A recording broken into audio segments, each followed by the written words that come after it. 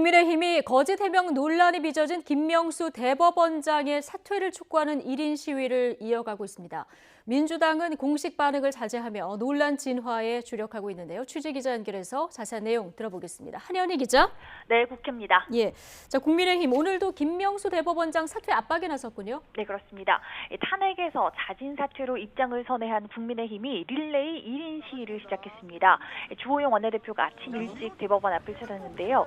주 원내대표는 이 사법부 독립을 흔들고 파괴한 대법원장은 하루라도 더 있어서는 안 된다며 김명수 대법원장의 사퇴를 촉구했습니다. 그러면서 김 대법원장이 사퇴할 때까지 1인 릴레이 시위를 이어가겠다고 말했는데요. 겉으로는 압박 수위를 높이는 모양새지만 속내는 복잡합니다. 실제로 김명수 대법원장이 물러날 경우 임기를 1년 남긴 문재인 정부가 임기 6년에 새 대법원장을 임명할 수 있기 때문인데요. 이 경우 2027년까지 임기가 이어져서 이후에도 계속 영향력을 행사할 수 있기 때문에 강도 조절을 놓고 고심하는 모양새입니다. 김종인 비상대책위원장은 이 같은 우려에 대해 걱정할 필요가 없다고 밝혔는데요. 그러면서도 직접적인 사퇴 언급은 자제하면서 수위를 조절하는 모습입니다. 직접 들어보시겠습니다. 나는 그거는 별로 우리가 생각할 필요가 없다고 생각을 해요. 양심보다도 더 지독한 증인이 없어요. 그 대법원장이 그거에 대해서는 굉장히 명심을 해야 할 필요가 있다고 생각하는데, 민주당은 국민의힘의 사퇴 요구를 정치 공세로 보고 공식 대응을 자제하고 있습니다. 최인호 수석 대변인은 국민의힘이 1인 시위를 하는 것은 사법농단에 대한 옹호의 일환일 뿐이라고 일축했는데요. 직접 들어보시겠습니다.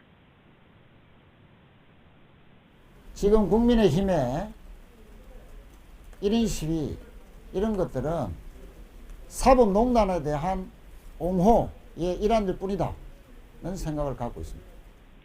또 이 탄핵 소추를 당할 판사의 개인적인 명예를 위해서 사표를 수리했다면 그것은 민의를 거스르고 국민의 뜻을 거슬러서 결국 사법부의 권위를 스스로 훼손시키는 행위였을 것이라는 기존 입장도 되풀이했습니다. 이후 추가적인 대응은 하지 않고 사법부가 조치할 문제라며 거리를 두며 논란 진화에 주력할 것으로 보입니다. 예. 자, 국민의힘은 오후에 진행될 대정부 질문에서도 공세를 이어갈 전망이라고요? 네, 그렇습니다. 대정부 질의 마지막 날인 오늘 국회는 교육, 사회, 문화 분야에 대한 질문을 이어갑니다.